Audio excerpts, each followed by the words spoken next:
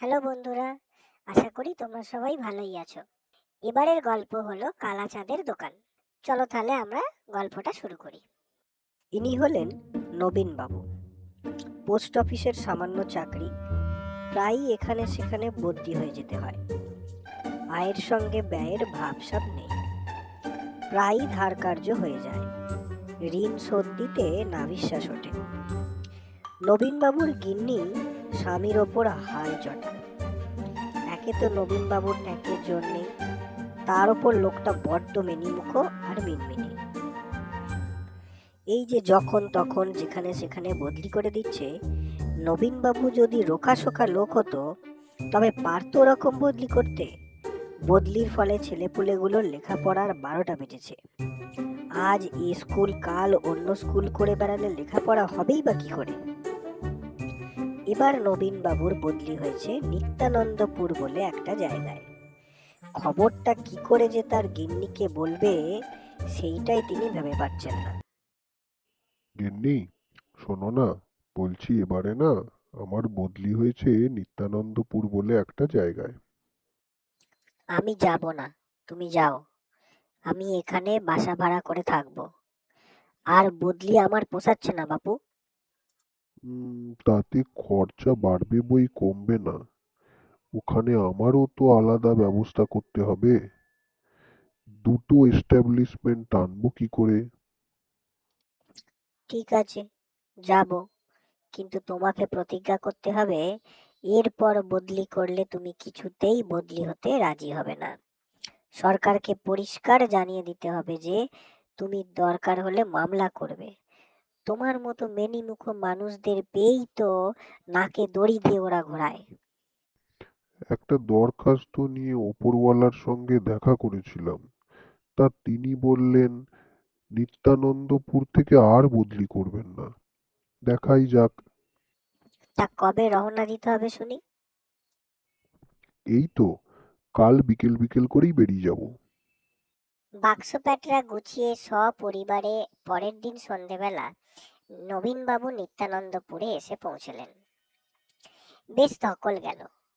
Train থেকে নেমে অনেকটা পথ গরুর গাড়িতে এসে তারপর আবার নদী পেরিয়ে আরো ক্রোশ 2 পথ পেরোলে তবে নিত্যানন্দপুর। গঞ্জ মতো জায়গা, তবে নিরিবিলি ফাঁকা ফাঁকা। রাত্রিটা পোস্টমাস্টার মশাইয়ের বাড়িতে কাটিয়ে পরদিন একখানা বাসা ভাড়া করলেন। পাকা বাড়ি, টিনের চাল, উঠোন আছে, কুয়ো আছে। জায়গাটা ভালোও নয় মন্দও নয়, ওই একরকম। তবে ভরসা এই যে আর বারবার ঠাঁই নাড়া হতে হবে না। ওপরওয়ালা কথা দিয়েছে এখানেই বাকি চাকরির জীবনটা কাটাতে পারবেন নবীনবাবু। কিন্তু নবীনবাবুর স্ত্রীর আসলে জায়গাটা বড় একটা পছন্দ হয়নি। ইস, কি অখাদ্য জায়গা গো! এই যে ধ্যাড় গোবিন্দপুর।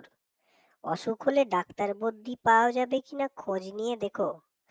দোকানপাটও তো বিশেষ নেই দেখছি। বাজার হাট কোথায় করবে?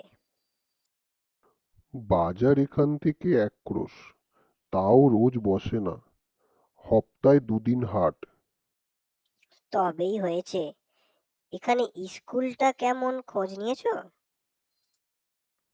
স্কুল একটা আছে মাইলখানেক দূরে, কেমন কে জানে। জায়গাটা এমন বিচ্ছিরি বলেই এখান থেকে তোমাকে আর বদলি না করতে ওপরওয়ালা সহজেই রাজি হয়ে গেছে। এখন মরি আমরা এখানে পচে। হুম, কি আর করা, নিত্যানন্দপুরেই মানিয়ে গুছিয়ে নিতে হবে। এই শোনো, কাল কিন্তু আমাকে বাজারে যেতে হবে। আমাকে বাজারে নিয়ে যাবে, আমার কিছু জিনিসপত্র কেনার আছে। ইস, কি বাজে বাজার! একে তো কিছু পাওয়া যায় না, তার উপর চড়া দাম। এই শোনো, তুমি আবার দরখাস্ত করে অন্য জায়গায় বদলি নাও। এ জায়গায় মানুষ থাকে? ম্যাগো!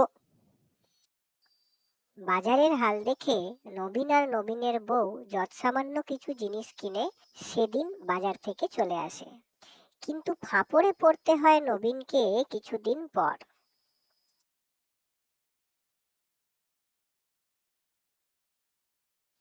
শুনছো, খুকি তেলের শিশিটা ভেঙে ফেলেছে। একটা ফোঁটাও তেল নেই আর। রাতে রান্না হবে কি দিয়ে? দেখো না একটু খুঁজে পেতে। অনেক গেরস্ত বাড়িতে ছোটখাটো জিনিস পাওয়া যায় শুনেছি। কিছুদিন মাত্র হলো এই গ্রামে এসেছি, বেশি লোকের সঙ্গে চেনা জানাও হয়নি এখনো। কার বাড়ি গিয়ে তেল চাইবো কিছুই তো ভেবে পাচ্ছি না। যাই একটু এগিয়ে দেখি ওই ডান হাতের পথটা ধরে, যদি কিছু খুঁজে পাওয়া যায়। কিছুই তো খুঁজে পাওয়া যাচ্ছে না। ডান হাতের একটা ছোট্ট জঙ্গল মতো আছে, ওইখানে একটা আলো জ্বলছে মনে হচ্ছে। দেখি একটু ওই দিকটা গিয়ে যদি কিছু পাওয়া যায়। দাদা, একটু সর্ষের তেল পাওয়া যাবে? হ্যাঁ হ্যাঁ, আছে, ভালো ঘানির তেল। তা আগে কত দাম? হে হে, দাম তো বেশ চড়া, তবে আপনার কাছ থেকে বেশি নেব না, 6 টাকা করে দেবেন না হয়? আরে সাবাস, 2 ক্রোশ দূরের বাজারে তেল 10 টাকা, এখানে 6 টাকা! আগে আমায় 250 তেল দিন। আগে দাদা, আপনার নামটা কি? আগে কালাচাঁদ নন্দী, কালো বলেই ডাকবেন। আপনি কি সব জিনিসই রাখেন কালুবাবু? যে আগে, তবে সন্ধ্যের পর আসবেন, দিনের বেলায় আমি দোকান খুলি না, ও সময় আমার চাষবাস দেখতে হয়। আচ্ছা কালুবাবু, আজ তাহলে আসি আমি।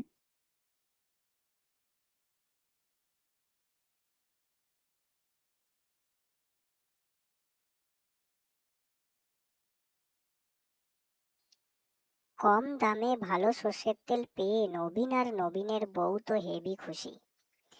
এরপর আরো কম দামে জিনিসপত্র দিয়ে কালাচাঁদ কিভাবে নবীনকে সাহায্য করলো আমরা দেখে নেব পরের পর্বে।